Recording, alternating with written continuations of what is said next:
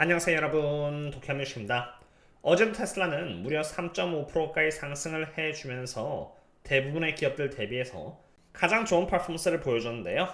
12월 6일 옵션 만기를 기준으로 세력들의 포지션을 꾸준히 공유드려 왔었고, 여기 350달러대와 360달러까지 콜옵션들이 상당히 많이 잡혀있기 때문에 여기까지 테스트하러 갈 가능성이 있기에 멤버십분들께 말씀드린 336달러의 1차 매수는 괜찮았었다라고 봅니다. 이렇게 주가가 좋은 모습을 보여준 데에는 자율주행의 버전이 12에서 13으로 넘어감에 있어서 풀 셀프 드라이빙의 기능이 그냥 단순히 목적지에서 목적지인 end-to-end에서 그치지 않고 이제는 parking to parking이라고 할 정도로 정교해졌고, 여러 명의 애널리스트들이 테슬라를 더 이상 단순히 자동차 회사로 보지 않고 정말 AI 회사로 평가하기 시작함에 따른 것인데요. 이유야 주가가 올라감에 따라서 후행적으로 붙은 것이고, 미리 대응한 입장에서 바라봤을 때 캘리포니아에서 테슬라를 EV 크레딧으로부터 제외한다는 소식과 함께 주가가 이렇게 4% 넘게 하락한 반면, 정작 애널리스트들의 영업이익 컨센은 전혀 지장을 받고 있지 않았었기 때문에 적절한 이유가 필요했을 뿐 주가가 다시 원래 위치로 돌아오는 부분은 시간 문제였던 것입니다.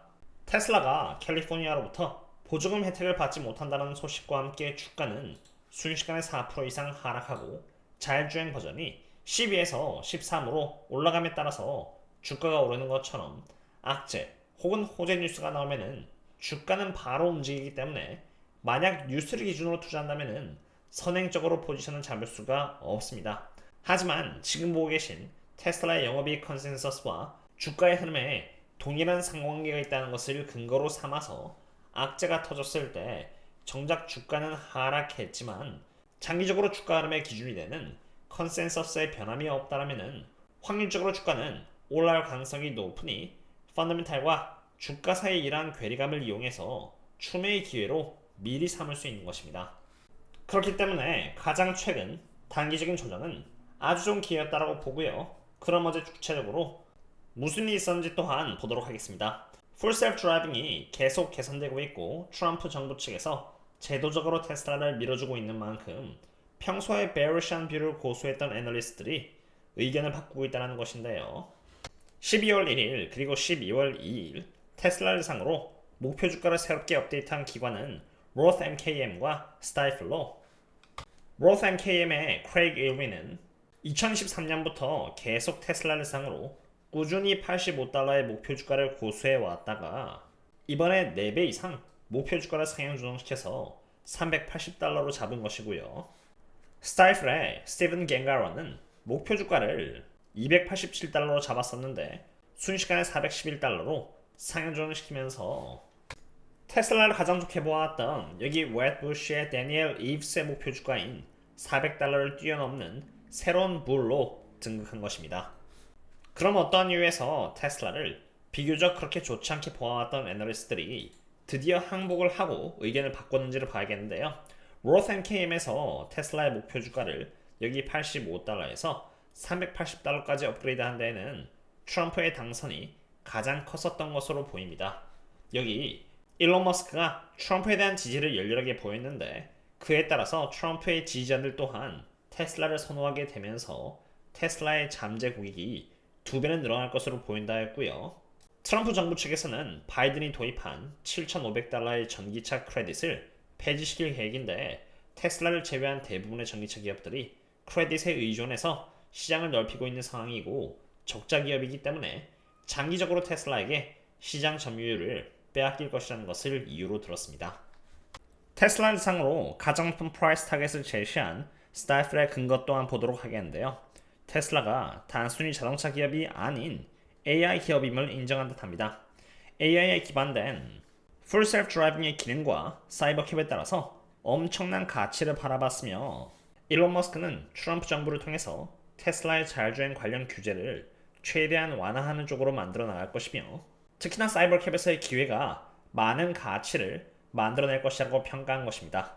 24년 3분기 테슬라 실적의 턴어라운드 시작을 알리면서 여기 이렇게 22%의 갭 상승을 보여주었고, 그와 동시에 트럼프가 당선됨에 따라서 추가로 여기 15%의 갭 상승을 보이면서 테슬라는 이제 더 이상 하락 트렌드에 갇힌 기업이 아니라 상승 트렌드 쪽으로 완전 변화한 기업입니다.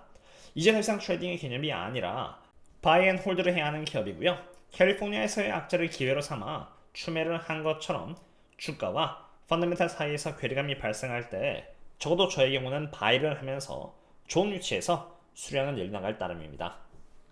제가 수량을 늘리기에 앞서서 정말 다양한 지표들을 참고하는데 단기적으로는 옵션 세력들이 테슬라를 어디까지 바라보고 있는지를 확인하곤 하는데요. 11월 30일 기준으로 350달러와 360달러에 콜옵션이 워낙 많이 잡혀 있었고 그러한 흐름에 따라서 정확히 어제 결국 360달러를 갱신했었고요. 그럼 이제 중요한 것은 며칠 전이 아니라 바로 오늘 기준으로 세력들은 어디까지 바라보고 있는지가 되겠습니다. 이번 주 옵션 만기일까지 그리고 다음 주 옵션 만기일까지 세력들은 어디까지 바라보고 있는지를 오늘 이렇게 분석드린 360달러의 갱신에 자세히 분석을 해놓았고요. 꾸준히 앞으로 테슬라가 어떤 움직임을 확률적으로 보여줄지 선행적으로 알아가고 싶으시다면 제가 하루에 2번씩 네이버 프리미엄 컨텐츠를 통해서 업데이트를 드리고 있으니 관심 있으시다면 고정 댓글을 참고해 보시면 좋을 것 같습니다. 지금 프리마켓에서 테슬라의 주가는 약 1% 정도 하락하고 있는데요. 그 이유는 일론 머스크의 50빌리언 달러짜리의 스톡 옵션 패키지가 다시 한 번 더 델라웨어 판사로부터 거절당했기 때문입니다. 거절의 이유는 주주로부터 50빌리언 달러 스톡 옵션 허가를 받음에 있어서 일론 머스크의 영향력이 주주들의 선택에 영향을 끼쳤다고 판단되었기 때문인데요.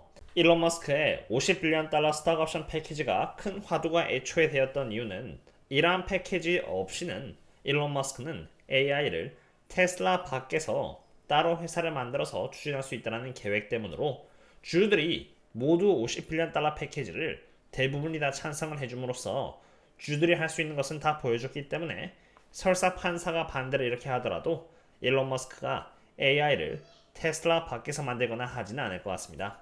오히려 일론 머스크의 위치는 트럼프가 대통령이 됨에 따라서 지난번보다 훨씬 더 좋아졌기 때문에 자체적으로 이슈를 잘 마무리 지을 것 같고요. 사실 이러한 이슈는 테슬라의 펀더멘탈에 직접적인 영향을 주지 않는 이벤트로 AI가 테슬라 밖에서 진행될 것이라는 가능성이 낮다라면 크게 걱정되는 이슈는 아니라고 생각이 됩니다. 만약 이러한 이슈로 주가가 하락한다라면 이러한 변동성 또한 저는 기회라고 받아들일 것 같습니다. 테슬라는 옵션 세력들의 포지션을 통해서 제가 매번 분석드린 것처럼 결국 360달러를 테스트하러 갔습니다. 이러한 상태에서 베어리시한 뷰를 고집했던 애널리스트들은 항복하여 테슬라가 장기적으로 아주 좋은 모습을 보일 것이라는 등의 뷰로 전면 수정하였고요. 비록 단기적으로 델라웨어 판사가 테슬라의 스톡 옵션 패키지를 2번에 걸쳐서 거절하는 등의 모습을 보였지만 트럼프의 지지를 받고 있기 때문에 그냥 단기적인 이슈로 잘 해결될 것이라고 봅니다. 그럼 이제 중요한 것은 오늘 옵션 세력들의 포지션이 또 어떻게 변화를 주느냐는 것인데 그 부분은 제가 오늘 밤에 테슬라 미드나잇 업데이트를 통해서 업데이트를 드리면서 서포트를 하도록 하겠고요. 혹시라도 관심 있으시다면 고정 댓글을 참고하시면 좋을 것 같습니다. 오늘은 여기까지입니다. 그럼 다음에 또 만나요. See you later.